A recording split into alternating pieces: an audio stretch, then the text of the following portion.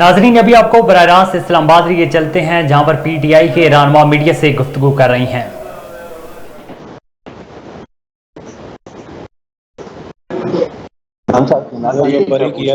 بچے کوئی ڈیل نہیں ہے, کوئی ڈیل کا چانس ہی نہیں ہے, وہ بندہ ہی نہیں ہے ڈیل کرنے والا. اگر اس نے ڈیل کرنی ہوتی بھائی تو اس نے 9 مہینے وہاں رہنا تھا, وہ پہلے 9 دن میں آ جاتا باہر. سوچیں ذرا, کیا ڈیل آفر نہیں ہوئی تھی؟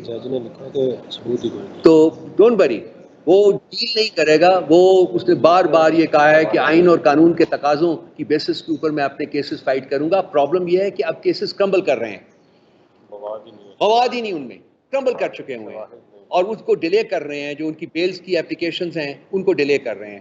یہ چاہتے ہیں کہ یہ ان بیلز ہونے سے پہلے کوئی نہ کوئی, وہ توشہ خانہ کا دیکھیں, ایک اسٹیبلشڈ قانون ہے کہ ایک ہی مقدمہ قائم کیا جا سکتا ہے.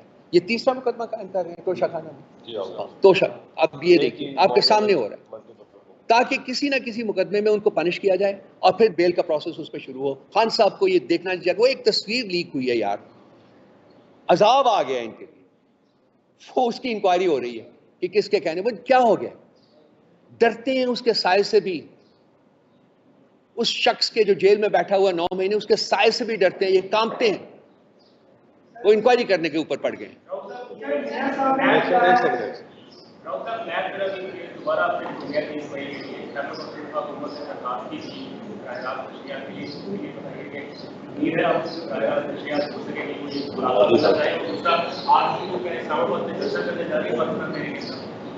دیکھیے لائیو ٹیلی کاسٹ ہم اس لیے کہا تھا ہم نے کہ یہ ایک مقدمہ جب پہلے چل رہا تھا تو لائیو ٹیلی کاسٹ ہو رہا تھا, ٹھیک ہے.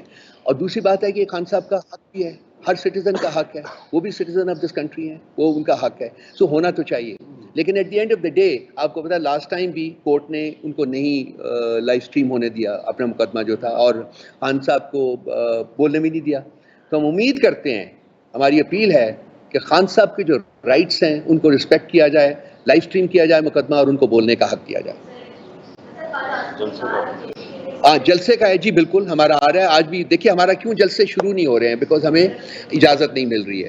ہم اب مقدمے جو آپ نے لے کے اپنے کیسز لے کے ہم کورٹس میں پہنچے ہوئے ہیں. تو موسٹ پروبیبلی 24 کو یا 30 کو فیصل آباد میں جلسہ ہوگا, وہ پہلا ہوگا. اس کے بعد لاہور میں ہے, اسلام آباد میں ہے, پنڈی میں, بہت سی جگہوں کے اوپر جلسے ہیں.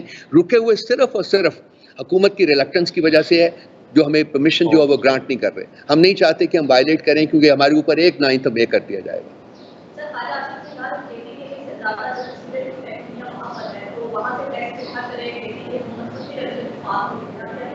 ہم جو اس نے کرنا ہے, علی امین گنڈا پور نے وہ کر رہا ہے. اب یہ اس کے سائے سے بھی ڈریں گے. یہ خان کے بعد ان کے لیے ایک اور بندہ آ گیا, وہ ان کو ٹیک آن کر رہا ہے بیسیکلی, اور ان کا کھوکھلا پن جو ہے اس کو وہ ایکسپوز کر رہا ہے.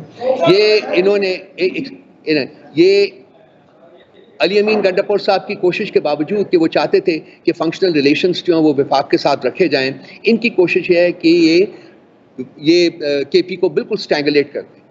ہمیں ہمارے آفیسرز کو پوسٹ نہیں کیا جا رہا, ہمارے جو فنڈز ہیں وہ ریلیز نہیں کیے جا رہے, اور بھی جو بیسیکلی رائٹس ہیں اس پروونس کے, اس صوبے کی, وہ ان کو نہیں دیے جا رہے. تو علی امین گنڈاپور صاحب ایسا بندہ تو ہے نہیں ہے جو کہ دب جائے. تو لازمی بات ہے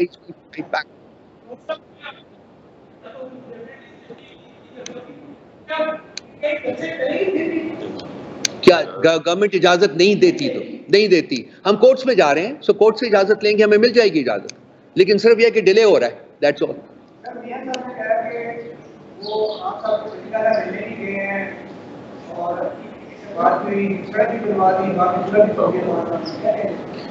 یار وہ بڑی جلدی یاد آ گیا یار ان کو, میرا خیال ہے وہ اس کو پہلے بیان کرتے.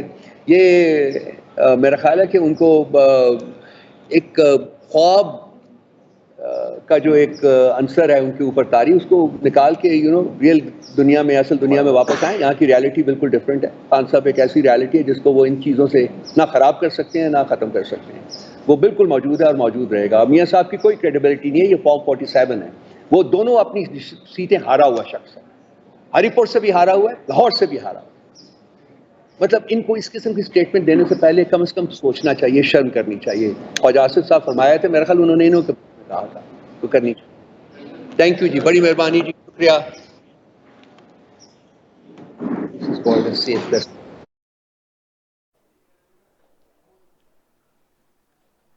नाजरीन आपको बताएं कि इस्लामाबाद में पीटीआई के रहनुमा मीडिया से गुफ्तगू कर रहे थे।